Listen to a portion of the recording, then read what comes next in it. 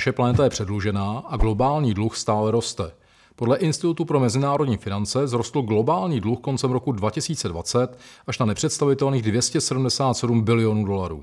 O tom, jak je tato suma mimořádná, svědčí skutečnost, že na celé planetě nebylo vyrobeno tolik měnových jednotek, tedy neexistuje tolik peněz, ať již v materiální nebo virtuální podobě, aby šel tento dluh splatit.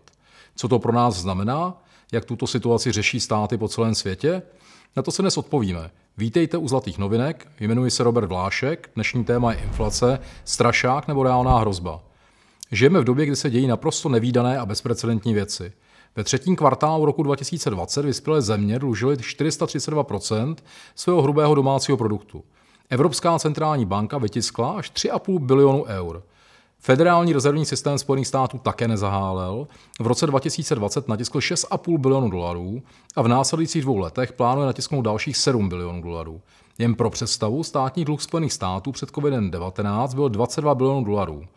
Máme tu tedy nárůst o neuvěřitelných 62% za necelé 3 roky. Člověk nemusí být zrovna ekonom a mu bylo jasné, že ekonomika na steroidech nutně potřebuje další zadlužování, jinak se při současném nastavení zroutí.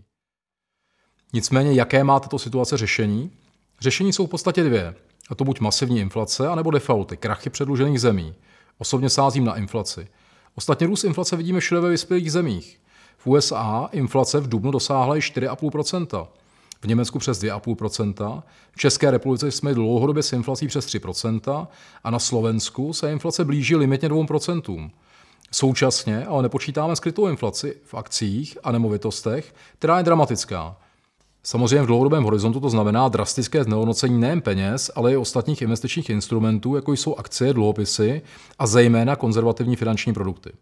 Z toho důvodu je žhavým favoritem mezi investory a bankami zlato a jeho význam dynamicky roste. To můžeme především vidět u centrálních bank, které od roku 2010 významně navyšují své rezervy, a také u velkých soukromých investorů, jako jsou investiční fondy, penzijní fondy a privátní banky. Což není nic nevídaného, když se podíváme na cenu zlata, tak od roku 1971 do roku 2021 dokonce z hlediska zhodnocení mírně překonalo akciové indexy jako Dow Jones akciový index, a to s průměrným ročním zhodnocením 10,5%.